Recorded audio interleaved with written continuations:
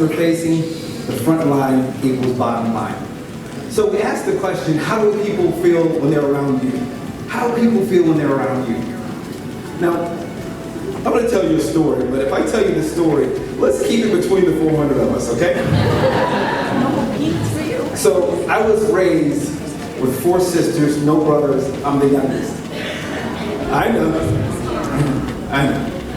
So hand-me-downs just wasn't the thing in my family. And we weren't the most richest family in the neighborhood either. So I was in the 4th grade and I was going to go to school, and I didn't want to wear the ratty shoes that I had, but I was big enough to wear my sister's shoes because they looked like guy shoes enough. They were unisex, so I thought. So that morning came, I put on my sister's shoes, and I go to school. I'm thinking I got a good new look on. So as soon as I get there, girls knew right away I had on girls' shoes. So immediately, wait, those are girls' shoes. And I'm stuck, because they're right. And they go on and they start to rag me. It's almost like bees to a flower. They're on me. Suddenly, Mr. Johnson, my teacher, comes up, just real seamless like. He says, oh, look at those. I used to have some of those. I'm so glad they're back in style. And he goes on to tell his story about his shoes. Immediately, all the kids' attention went from me to Mr. Johnson. I was so grateful. And everybody's looking at Mr. Johnson for the good story. I'm looking at him saying, because I don't go shoes. From that day forward, Mr. Johnson had no problem with me whatsoever. Because he saved me. How did I feel around Mr. Johnson? He's safe. He had my back. As leaders, you have each other's back. As teammates, you got their back. The thing is, here's the thing, we're not going to get it all right. We're going to mess up sometimes. Are you going to cover for them?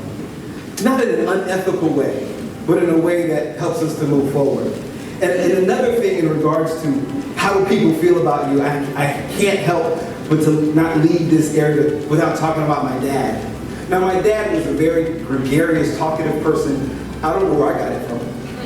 But he used to just always be, be all you can be, Wade, you can do this, and talk like that. But every time I irritate him, I use that voice. I don't know.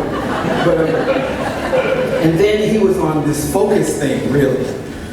Case in point, I was in high school, and I was running track, and, but I wasn't winning any races. And he heard me talking to a friend of mine.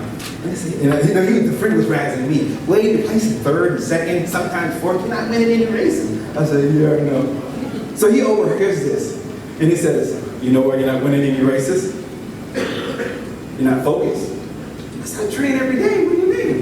He said, you're not focused. He said, you need to focus on just one thing. Be the best at one thing, and you'll win. And the way I looked like I didn't care, but I was like, man, he's right. So I started to triple jump, because people didn't like triple jumping back then. This is early 80s. And by the season was over, I held the school record in triple jumping, because I was focused on that one thing. It's all about focus.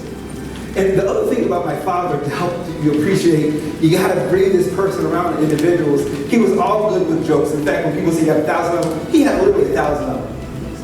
One of the jokes that he would tell is there was a couple by the name of Kevin and Edna, and they went to the state fair. And every time they would go to the state fair, there was this helicopter ride. And Kevin would say, come on, honey, let's ride the helicopter ride around town. She says no, because it's $50. $50 is $50. And every year he would go and beg, come on, honey, come on, Edna, let's ride this time. She says, no, honey, we can't afford it, because $50 is $50. After time goes on, this guy is old now. He says, I'm 75 years old. This is probably the last time I get a chance to ride the helicopter. Come on, honey, this time. At this point, the guy who's manning the helicopter overhears the conversation. He says, I tell you what, I'll let you ride the helicopter for free of charge if you promise not to say a word. Kevin looks at Edna. She says, okay. They get on the helicopter, they strap in. And this helicopter pilot goes, and he goes steep up, nosedive down, he's doing loops and turns, he's doing all of these things, and they finally land.